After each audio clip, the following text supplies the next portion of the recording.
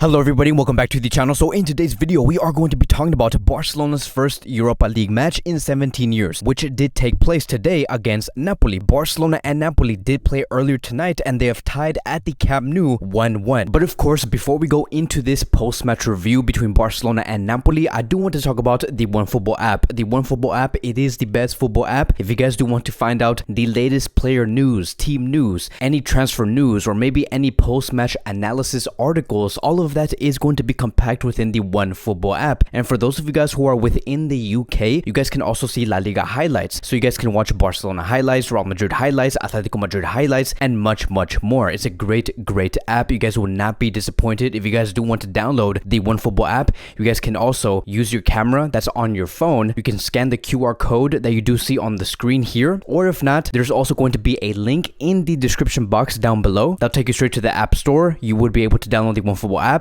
Then you can decide who exactly you do want to follow, and then you'll be set and done from there. You'll be notified immediately and live with this app. So again, I do want to thank the OneFootball app for supporting a content creator. But now let's get back into the video. Now let's talk about this game, right? Because in the lineup we saw a very strange starting 11. We saw players that never played together. So it was a very surprising starting 11, and we knew that this was not the best 11 that Xavi could place on the field. We saw Ferran Torres as a left winger. We saw Aubameyang as a striker, Adama Traoré as a right winger, Nico, Frankie, Pedri as the midfield. So Xavi was really experimenting, and it made us very excited because many of us did not know what to expect with a starting 11 like this. Now let's go into the first half. We saw a very flat performance, okay? And that's something that I did not want to say for today's video because I actually thought that Barcelona were going to turn up against Napoli at the Camp Nou and bring a great result and act like they want to go into the Champions League next season, because winning the Europa League, it is a chance for us to go to the Champions League, which is something very mandatory for the next season if we want to do well financially and sportingly. And it was so clear the moment we saw this starting 11 play within those first like 10 minutes. These 11 players that we saw, they had no chemistry, and Napoli were prepared. They preferred to defend their own half. Barcelona could not go through because Napoli was defending very well. And so we saw Barcelona have like around 61% possession in the first half. Barcelona ended up only having one shot on target, while Napoli had a total of 3 shots on target. So you can already see that not only was this starting 11 very new, but they were not clinical. They were not able to really test the goalkeeper of Napoli when they saw their chances. And so there were so many things that were going wrong within the first half. The front three and this midfield that we saw between Frankie, Nico, and Pedri, they had a lot of trouble building and really focusing on trying to create a real goal scoring opportunity. And let me tell you guys, right, like I just cannot believe what went down in today's game. Like the fact that we saw Ferran Torres miss like 2 or 3 chances per half, like per 45 minutes, was something so upsetting to see, because you want to see Ferran Torres do well as a player. You want to see this player succeed. And even for the people who worked around the contract for Ferran Torres, you want to see Ferran Torres succeed. Like we paid 70 to 75 million euros for this player, and he missed like 6 to 7 chances within this game. Now, I'm not frustrated at Ferran Torres. I know that this player is going to turn up eventually and bring Barcelona the necessary goals that we do ask from him. But this game was just something else, because this could have been an easy 4-1, 5-1, 6-1 if Ferran Torres was clinical. Yes, he did score also the penalty for Barcelona, but it was a game where Barcelona should have won, and by a mile, because now our next game, it is going to be against Napoli, but away. It's not going to be at the Camp Nou. So while we saw Ferran Torres miss many chances within those first 45 minutes, the only real outlet that we did see was coming from Adama Traoré. Adama Traoré continues to be that player that leads Barcelona forward, that can take Barcelona into the box, and I was very happy to see that. But we needed more firepower within that front three, and that is why we saw Barcelona really suffer within those first 45 minutes. But here's what's the most important thing from all of this, right? I strongly believe that after Lionel Messi, one of the most important players that Barcelona is going to have to work on replacing, it is going to be Sergio Busquets. And tonight was basically proof that without Busquets, Barcelona cannot function the same. Like there's a reason why we see Busquets start like in every game, and why Xavi prefers to use Busquets in the starting 11. Because you look at that first half that we saw, many players had trouble having ball retention, and they had trouble making decisions on whether they should be making a pass vertically or horizontally. Like there were moments where we needed to make a vertical pass, but it was not done. There were moments when we had to make horizontal passes and switch up the play, but it was not done. And tonight we saw Frankie de Jong playing as a central defensive midfielder, and nothing was really given. Now, Frankie did not have a bad game. It's just that we literally benefited nothing from Frankie de Jong playing as a central defensive midfielder. Like there was no character within the midfield, no sense of direction. And so do I think that it is possible to see a midfield of Frankie, Xavi, and Pedri in the future, something that many Barcelona fans do want to see. Of course, I think that Frankie has the capability to play in any position, but to try and have a midfield of Frankie, Xavi and Pedri, and having Frankie play as a central defensive midfielder, you cannot do that in the middle of the season. And tonight, again, against Napoli, it was proof. And I want to make that very clear, like the midfield that we saw specifically for tonight between Frankie, Nico, and Pedri, were they playing bad? No, they were not, but they were also not producing a single thing. We looked very stagnant. We looked like there was no direction. And so, of course, Napoli were gaining confidence. They scored the first goal in the first 45 minutes, and that goal was coming through lack of awareness. Like, no one marked the player that scored the goal inside the box. There was lack of communication between two players, which does revolve around Pedri and Frankie. And this is why I do say, right, like there needs to be more of a direction, more leadership in the midfield, because the fact that no one marked this player and this goal had something to do between Pedri and Frankie. Can you imagine if Busquets was there? This is a player that knows exactly where to be positioned at. As a matter of fact, if it's not going to be Pedri or Frankie who are not going to be speaking to each other and having that communication and leadership and to dictate where everyone should be positioned, the one player that should have been speaking out should have been Gerard Piqué and say, look, you're in the wrong position, go after that player, I'll be here, and things in the end would have gone completely in a different direction. But we did not see that. It was just, I don't know, like I can't really explain to you how Barcelona were playing because we were just too static. Now let's go into the second half, because in the second half we saw no changes. Barcelona actually were playing much better in the second half, and especially with the front three. Adama Traoré was making crosses into the box. We saw Ferran Torres making those runs into the middle. Aubameyang wanted to be more on the ball, so we're like, okay, we're gaining momentum, let's do this, right? Because again, these players are not bad, it's just that we need to use them correctly. And in the second half we saw that they were improving, and so Adama Traoré was having the ball, he had possession, he made a cross into the box and it hit one of the hands of Napoli's defenders, and then Ferran Torres was awarded the penalty, which he did score. He leveled the Barcelona 1-1. It was a huge moment for this player because we knew that Ferran Torres was a player that deserved to score goals. He needed this type of confidence. He needed to be inspired to know that this is a Barcelona team that's going to be working for you. We're going to back you no matter what. And Ferran Torres has delivered, and he met Barcelona halfway, and now we're like, okay, great, it's 1-1. Ferran Torres has scored. We feel more inspired. But as a matter of fact, we got the complete opposite, which is so funny, right? I have no idea. Again, I know I spoke about Ferran Torres earlier in this video, but I just have no idea what happened to the motivation and the inspiration coming from Ferran Torres, because the only thing that we saw moving forward from that 1-1 draw on the 61st minute was for Ferran Torres to go downhill mentally. So after that goal coming from Ferran Torres, when that penalty was made, the game was basically just going to Adama Traoré. That was basically our only outlet of attack, and we saw Xavi Hernandez like suffering on the sideline. Like, he was trying to make many orders. Every time Barcelona were misplacing a pass, he's like, relax, let's not take this too seriously, we need to think about what we want to do and then try to execute it as fast as possible. So on the 65th minute, Xavi made a decision, and he made 3 substitutions: Busquets, Xavi, and Dembele. Xavi knew that what was happening in the first half and what was currently happening in the second half was not working. So we saw Xavi coming in for Nico, Busquets coming in for Frankie, and Dembele coming in for Adama Traoré. And you know what's so crazy about this whole thing too is that the moment Dembele came onto the field, the fans were whistling. Like, for what? I did not expect this to happen. I expected the fans to fully back Dembele, because why would you want to whistle a player like Dembele while you know that Barcelona are in a 1-1 tie? There was no reason to do that. We need to be more together than ever. Like, yes, of course, Dembele is having contract negotiation problems. Let's keep that outside of the pitch. But when the moment comes, when Dembele is on the field and you know that Barcelona is in a very tough situation, you have to be more united than ever. So if you guys did attend that game and you saw the fans whistling, there needs to be a better act in the Camp Nou. You need to fully back these players no matter what, even if it's just Dembele. So moving forward from those substitutions, we saw a much more improved Barcelona. There was faster circulation on the ball, more vertical passes thanks to Busquets. We saw Ferran Torres and Dembele become much more alive, and there were moments where they were misplacing passes, but Barcelona were really trying to gain that momentum. It was very important to gain the momentum and the rhythm on the ball, because that is what's going to lead towards a great flow and to keep Napoli in their own half. And Barcelona were trying to do that, and they definitely did that with the substitutions of Dembele, Xavi, and Busquets. Now going into the last 5 minutes, and this is where, like, actually the last 10 to 15 minutes, because we play like an extra 8 to 9 minutes of extra time. Those last 10 to 15 minutes of the game is exactly what I wanted to see from the very beginning of this match. Like, all the action was compact within those last 10 to 15 minutes, and that's mainly because of Dembele. Like, the one player that the fans were whistling at, Dembele completely changed the game for Barcelona as a whole. Like, from the defensive line all the way into the front three, he